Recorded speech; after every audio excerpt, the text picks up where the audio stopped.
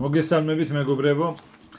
დღეს მინდა გესაუბროთ საინვესტიციო კაპიტალის შესაძლებლობებზე, სად ვაბანდებთ, ან როგორ ვაბანდებთ, ვის შეუძლია დაბანდება და აგრეთვე შევადაროთ სხვა ალტერნატივებს საინვესტიციო, მაგალითად საბანკო ანაბარს, უძრავ ქონებაში ფულის დაბანდებას, ბიზნესის დაწყებას და ასე შემდეგ. დავიწყოთ იქიდან, რომ საინვესტიციო კაპიტალი არის რისკების მართვის კომპანია. ჩვენთვის რისკები არის ერთ-ერთი უმნიშვნელოვანესი ფაქტორი, რის მიხედვითაც ვიღებთ გადაწყვეტილებას. დავიწყოთ იქიდან, რომ თუნდაც ჩვენ რომ ყიდულობთ ამერიკული კორპორაციების აქციებს, აქაც რისკების მიხედვით ვარჩევთ ქვეყნებს. მაგალითად, რო შევარჩიეთ ამერიკა, ეს ნიშნავს, რომ ამერიკა შედარებით დაბალ რისკიანი, ანუ სტატისტიკა შეიძლება ნაკლებად იყოს გაყალბებული, ვიდრე ჩინეთში. ძალიან მნიშვნელოვანი ფაქტორია. ამის შემდეგ ჩვენ ვიღებთ ინდუსტრიებს, აქაც რისკიანობის მიხედვით, ანუ ჩვენ რაც არ ვიცით, ეს შედის ძალიან მაღალი რისკის კატეგორიაში და ხელს არ გვიდებთ. ჩვენ რომელი ინდუსტრიაც გვესმის შედარებით უკეთ, ზუსტად ამ ინდუსტრიებს ვაანალიზებთ და შემდეგ ამ ინდუსტრიებიდან ვარჩევთ ამერიკული კორპორაციების აქციებს.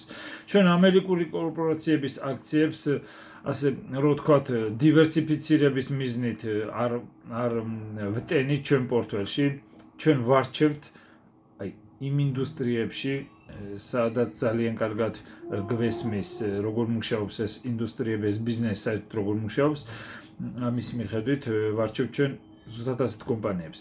სარგებელი მოდის შემდეგ, ჯერ უნდა ვიცოდეთ, რომ ეს კომპანია, ეს ინდუსტრია არის საკმაოდ დაბალ რისკიანი, ძალიან მნიშვნელოვანი ფაქტორია, იმიტომ რომ ძალიან მაღალი რისკიანობის შემცველი კომპანია, რო გქონდეს, ვთქვათ, მაღალი სარგებლის მოლოდინი, ასეთ შემთხვევაში ჩვენ უარს ვამბობთ, რადგან რისკიანობა, როგორც უკვე გითხარით, ერთ-ერთი გასაზღვრელი ფაქტორია. როდესაც ვიღებთ უკვე რისკიანობას, სხვადასხვა კომპანიებს ხვდებით, ამ კომპანიების რისკები რას წარმოადგენენ, ამის მიხედვით ჩვენ ვარჩევთ საუკეთესო მონგებიან შესაძლებლობას იმ კომპანიებს, რომლებზეც ჩვენ გვაქვს მოლოდინი, რომ საუკეთესო მონგებიანი კომპანიები იქნებიან და ასეთ კომპანიების აქციებს ვყიდულობთ. ზუსტად გეუბნებით ჩვენ სტრატეგიას როგორ მუშაობთ.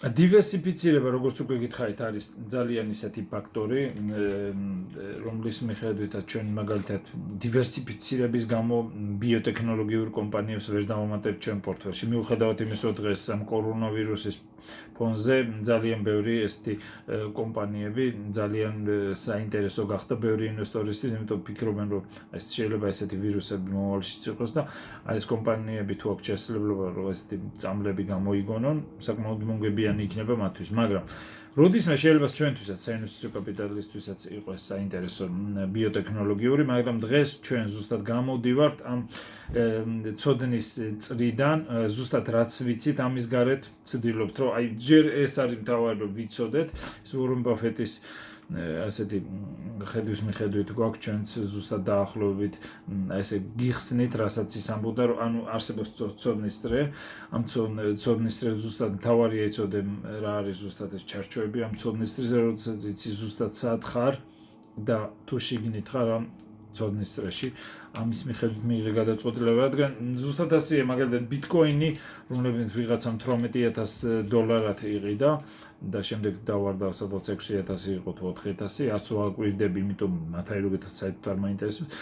ბიტკოინი არასოდეს არ იყო მიზიდველი, რადგან ზუსტად ვერასოდეს ვერ ვიგებდით ეს რა იყო ბიტკოინი. რეალურად რის მიხედვითაც მე შემეძლო გამიანალიზებინა ის აქტივი, ხელით ჩამეჭიდა. ბიტკოინის თლიანი იდეა იყო, ვიღაცა მეორე ადამიანს უფრო მეტი გადაეხადა, რომ ამ ბიტკოინის ფასი მომატებულიყო. სხვანაირ ღირებულებას ბიტკოინი ვფიქრობ, რომ ვერ ქმნიდა. ყოველ შემთხვევაში ჩვენ მე ვერ პოულობ ხელჩასტის მიხედვითაც გამანა არც მაინტერესებს, იმიტომ უამრავი შესაძლებლობა ბაზაზე რატო უნდა ავდგე და უბრალოდ ეს ბიტკოინი არის სასპეკულაციო ვიღაცა უცბად ბევრი ფული იშოვს. საინვესტიციო კაპიტალი არის, როგორც უკვე გითხარით, რისკებზე დაბალ რისკიანი კომპანია, ჩვენ რისკებს დიდ ყურადღებას ვაქცევთ, ამიტომ ბიტკოინი არ შედის ჩვენს სტრატეგიაში, რადგან ეს გაურკვეველი ძალიან მაღალ რისკიანი წარმონაქმნია, რაც არ მოგვაინტერესებს. ანუ როდესაც ჩვენ ზუსტად ამ ვიგებთ ბიზნესი, რა ბიზნესია, შემდეგ ინდუსტრია, რა ინდუსტრია, ხო? შემდეგ ამ ინდუსტრიებიდან ვარჩევთ ჩვენ კომპანიებს და ვაანალიზებთ, ამას ძალიან დიდი მნიშვნელობა აქვს, რომ ხარისხობრივად და რაოდენობრივად უნდა მაგალითად შემიძლია 5 წუთში დავდგე რომელი ინდუსტრიის კომპანიის ღირებულება დაახლოებით რამოდენიმე სამი შეფასების მეთოდით დაგიდოთ და შემდეგ გავდგეთ საბაზრო ფასს შევადაროთ ეს და ზუსტად გეტყვით იმ წამშივე ეს overvalued არის, undervalued არის იმიტომ ზუსტად ის ინდუსტრიები და ბევრი კომპანია ციფრები თავში მაქვს ზუსტად ვიცი ღირებულებას რა შეხვდა ეს იაფია თუ არა შეფასება ძალზე მნიშვნელოვანია ანალიზი ძალზე მნიშვნელოვანია ხარისხობრივი უნდა ვიცოდეს სხვადასხვა მარტო რაოდენობრივი არა ციფრები არ არის მხოლოდ ძალიან ბევრი დეტალი რაღაცა ფიქრობ ინვესტორი რაღაც ფილოსოფიურადაც უნდა აზროვნებდეს თუ გინდათ ასე ვიტყვი იმიტომ რომ რაღაც სხვანაირად უნდა ხედავდეს ამ მომავალს ამ კომპანიის რაღაც სხვანაირად უნდა ხედავდეს რაღაც უნდა შეექმნა ამბის მოთხრობა ამ კომპანიაზე რაღაც სხვანაირად უნდა ხედავდეს ზუსტად ამ ბიზნესს რომ ეს არ არის მხოლოდ ციფრებია ეს მონგებიანია აი პატარ-პატარა დეტალებზე რო ჩავლენ ხოლმე და ამ required return-ის რაღაცა პაწყვა იმებს რო ანგარიშობენ ეს მე ამას არ აქვს ძალიან დიდი განსაზღვრელი მნიშვნელობა იმიტომ თქვენ უდიდესი ალბათობით შეიძლება ცდებოდეთ ამ ფაქტორების გათვალისწინების დროს იმიტომ ბევრი სხვა ფაქტორი არის ბევრად მნიშვნელოვანი ვიდრე ეს ჩვენი მოლოდინი მომავალი წლების განმავლობაში 20-დან 25% არის საკმაოდ საინტერესოა ეს მონგებიანობა არ არის მინდა გითხრათ დაბალი საკმაოდ ძნელია იმიტომ რომ სტანდარტული 500 ისტორიული მონგებიანობა არის ხშირად რო ვთქვათ 10% შვეიცარიული დივიდენდი 2.5 დაახლოებით უხეშად ვთქვათ 10% ბაზარს მინდა გითხრათ რომ ინვესტორების უდიდესი ნაწილი ვერ ჯობნის ძალიან რთულია გრძელვადიან პერსპექტივაში ბაზარზე უკეთესი შედეგი მიიღო ამას სჭირდება ძალიან დიდი ცოდნა გამოცდილება ემოციების კონტროლი ანალიზი შეფასება და ასე შემდეგ არის რამოდენიმე კომპონენტი რის მიხედვითაც ვაანალიზებ და უდიდესი ალბათობით გეტყვით ეს ბიზნესი ღირს თუ არა ამის ყიდვა დღეს. მაგალითად 20% ჩვენ მომავალი 10 წელი 20%-იანი ყოველწლიური მონგებიანობა გქონდეს, დაახლოებით 6.5-ჯერ გაიზრდება.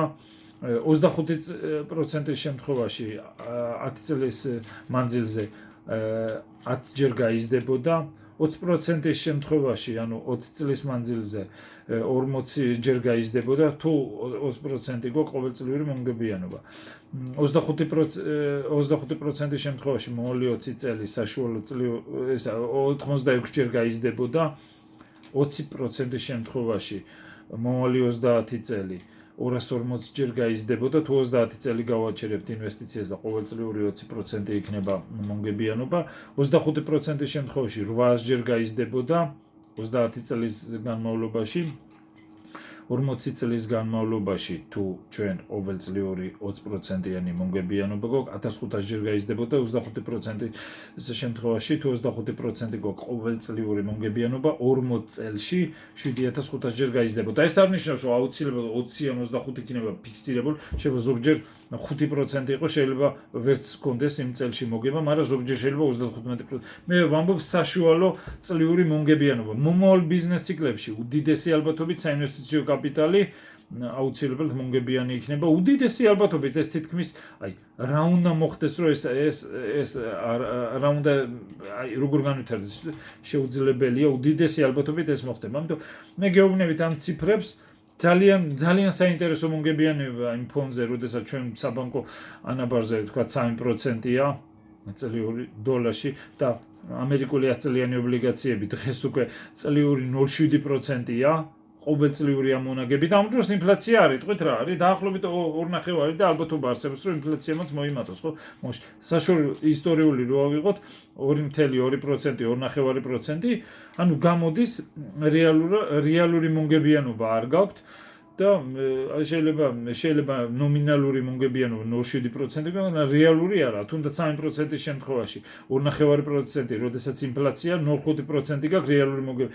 ანუ რეალური მომგებიანობა არის ძალიან დაბალი. როდესაც ჩვენ საინვესტიციო კაპიტალში სადაც ვაბანდებთ და მინდა გითხრათ, რომ იდეალურ უმაგრეს პროპორციების აქციებში ვაბანდებთ, აქ არის ბევრად მაღალი მომგებიანობა, რადგან აი მიწოდება ასეთი კომპანიების არის ცოტა. აი პირდაპირ გეტყვით რა.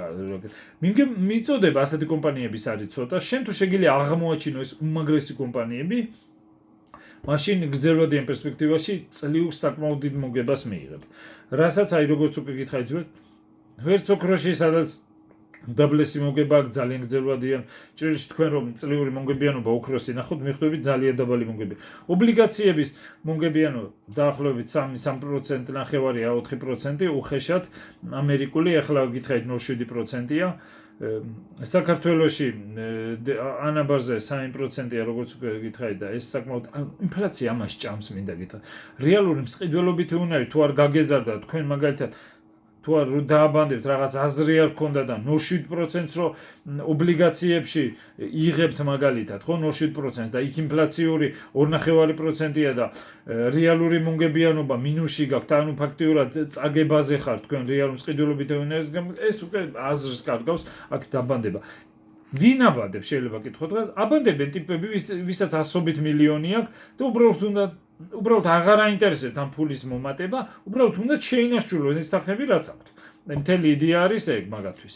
რომ ეს თანხები არ უნდათ იმადინა ვერც ხარჯავს ის ყველაფერი ნაყიდი აქვს, აღარ ჭირდება. უბრალოდ უნდა რომ დააბანდოს ისეთ ადგილას, სადაც ის თანხა თუნდაც ცოტათი შეუმცირდეს, მაგრამ მაინც ყოფნის, არ დაეკარგოს თქვა. ხო?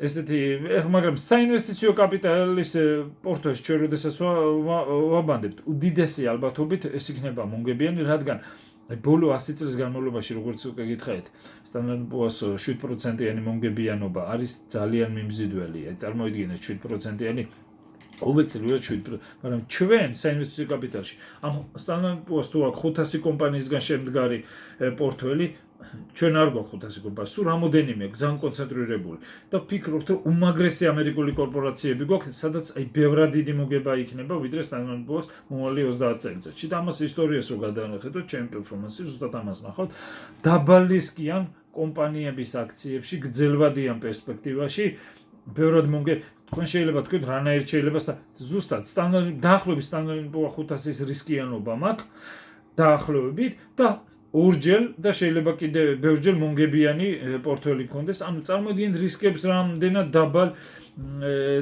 დაბალია ბიზნეს რისკიანობა მხედველობაში და რამდენად ძალიან დიდ ყურადღებას ვანიჭებთ. თუ დაინტერესდებით, მოგბრძანდით მცირე დაბანდებით, შეგიძლიათ დააბანდოთ, შეგიძლიათ პერიოდულად დაამატოთ ეს დაბანდება, მიიღებთ ჩვენი საინვესტიციო კაპიტალისთვის. საინვესტიციო კაპიტალი არის შეპეს და ჩვენი ძირითადი რო დააბანდებთ, ძირითადი აქტივი არის პორტფელში როგორც კი ანუ პორტფელში აბანდებთ, ფაქტიურად მიიღებთ ჩვენი კომპანიის წილს, შესაბამისად პორტფელიდან რაღაც პროპორციიდან თქვენი წილი არის და პორტფელი არ არის როგორც უკვე გითხარით ერთი კომპანიისგან შემდგარი, არის რამოდენიმე კომპანიისგან, სადაც თქვენ რაღაც დონეზე ხართ დივერსიფიცირებული, ერთ კომპანიაში კი არ გაქვთ დაბანდებული, რამოდენიმე კომპანიაში, როდესაც თქვა ერთ კომპანიას შეექმნება იმის რისკი რომ თქვა ვეღარ იზრდება ისე და რაღაც პერიოდი კონსოლიდაციას აკეთებს ამ ჰორიზონტალურ მდგომარეობაში, სხვა კომპანიები იმატებენ, მაგალითად 12 თუ არის კომპანია, 10 მაგალითად იმატებს, 3-4-ს არამომგებიანობასაც და აკომპენსირებს, შემდეგ ისენის ორიც გაიზრდება, შეიძლება და ესეთია რა, ყველა ერთდროულად ვერ იზრდება, რაღაც ვიღაც შეიძლება ცოტათი მეტად იზრდება რაღაც პერიოდი მეორე, მაგრამ პორტფელის დამგაკ ზუსტად აქ მოდელობაში რომ ჩვენი მოლოდინიერი ციდანოს და ეს გვინდა რომ ესე იყოს, რატომაც არა, უფრო მეტის გვინდა, იმიტომ იმდენ ღრმად ვაანალიზებ და ისე ვაფასებთ ამას, რომ ჩვენი მოლოდინი არის, რომ ეს კომპანიები უმაგრეს შედეგს მოგცემენ. თუ დაინტერესებთ, მცირე დაბანდებით მოგბრძანდით, დააბანდეთ და საკმაოდ მომგებიანია ჩვენი შესაძლებლობა. როდესაც აი ბიზნესი რო დაგეწყოთ, მაგალითად ბიზნეს ჭირდება საკმაოდ კაპიტალ დაბანდება. უნდა იყიდოთ შეიძლება დანადგარებიც ან რაღაც სხვადასხვა მოწყობილობების ყიდვა და გჭირდეთ შემდეგ ამას რა ვერ გამოგივიდეთ, ამას ნახევარფასში შეიძლება ვეღარ გაყიდოთ. დრო უნდა დაკარგოთ, მათთვის ვინც მუშაობს, ხო, ეს არის უმაგრესი შესაძლებლობა, რადგან შეიძლება ბიზნესი დაიწყო და ესეთი მოგებაც ვერ ნახო გრძელვადიან პერსპექტივაში. და როდესაც ბიზნესთან მუშაობ და ჩვენთან გაქვს დაბანდებული, როდესაც თქვენ არ გჭირდებათ არაფრის გაკეთება, ჩვენ რეპორტებს გაწოდით, კონტროლი გაქვთ და თვალს ადევნეთ პორტფელის დინამიკას, ხო, როგორ იზრდება. უმაგრესი შესაძლებლობა თქვენთან ფულს მუშაობთ, შემოსავალს იღებთ, თან ჩვენთან გაქვთ დაბანდებული და შესაბამისად თქვენი კაპიტალიც იზრდება. იდეალური კომბინაცია არის. ამიტომ გეუბნებით ძალიან მაგარი შესაძლებლობა, თუ დაინტერესებით მოგბრძანდით, ნებისმიერ თქვენ კითხვას გავცემ პასუხს. 1000 კითხვაც რო დამისვათ, დარწმუნდებით საინვესტიციო კაპიტალი როგორი მაგარი შესაძლებლობაა. ნამდვილად ასეა. უმაგრესი ამერიკული უნივერსიტეტში ძლივს მოძებნი ესეთი კომპანიებში გვაქვს. საქართველოში არ არსებობს ესეთი დაბალი რისკიანი და ესეთი მონგებიანი კომპანიები. ამიტომ გაძლევთ უმაგრეს შესაძლებლობას, რომ რაღაც დონეზე საქართველოსთან დივერსიფიცირებული იყო და მთელი ანუ ერთ კალათაში არ ქონდეთ მთელი თქვენი ქონება, რა თქმა უნდა, ქონება უნდა ქონდეთ რაღაც დონეზე დივერსიფიცირებული, ზოგი შეიძლება ანაბარზეც გეტოთ რაღაც ნაწილი, რაღაც ნაწილი უძრავ ქონებაშიც, რაღაც ნაწილი ოქროც ქონდეთ, რაღაც ნაწილი სხვაგანაც ქონდეთ, არ ვიცი, მაგრამ აქ საინვესტიციო კაპიტალში დაბადება გაძლევთ ექსპოზიას, რომ საერთაშორისო კომპანიებში ქონდეთ თქვენი მონაწილეობა მიღებული, ანუ დაბანდება. და რა ძალიან მაგარი არის, რაღაც დონეზე დივერსიფიცირებული ხარ და იდეალურად გძნობ ადამიანი თავს თუ ხვდები, რომ რა მაგარ პორტფელში მაქვს დაბანდებული და ეს პორტფელი დინამიკა გრძელვადია. პერსპექტივაში გითხარით 20-25% ჩვენი მოლოდინი ესეა, რადგან ისე ვაფასებ და ისეთი მონგებიანი უნდა იყოს, რომ ეს არის ჩვენი დაბალისკიანი, შეიძლება დაარქვათ დაბალისკი ბიზნესისკიანობა მხედველობაში, იმიტომ რომ არსებობენ კომპანიები, რომლებიც არიან ძალიან მაღალისკიანი და შეიძლება მაღალი მოგება ქონდეს, არსებობენ კომპანიები, რომლებიც არიან საკმაოდ დაბალისკიანი და უფრო ღირსეული, უფრო მეტად მონგებიანი, ვიდრე მათი რისკიანობა არის, ანუ ალფას ქმნიან. ამ შემთხვევაში ზუსტად ასეთი კომპანიებში ვაბანდებთ, ცდილობთ რომ სულ ძალიან იშვიათად ვაბანდებთ. ხო რგონი ყიდულობთ ყიდით. ჩვენ არ ვართ სპეკულანტები, ჩვენ ვაბანდებთ და რაღაც პერიოდი ვაჩერებთ, რომ დავინახოთ ღირებულება შექმნილია, ბიზნეს მოდელი იგივე მდგომარეობაში ვინარჩუნებთ და თუ დავინახეთ ბიზნეს მოდელი შეიქმნა და რამე კომპანიას რისკიანობა შეექმნა, ისეთი რომელიც ჩვენ არ ქონდა აქამდე წარმოდგენილი განსაზღვრება, ამ შემთხვევაში ვყიდით ჩვენ. მაგრამ ძალიან იშვიათად ხდება. იმიტომ ძალიან მაგარი შესაძლებლობა. თუ დაინტერესდებით, მოგბრძანდით და თქვენს ნებისმიერ კითხვას გავცემ პასუხს. დარწმუნდებით, რა უნიკალური შესაძლებლობას გთავაზობთ საინვესტიციო კაპიტალი. დიდი მადლობა, კარგად ზანდებოდეთ.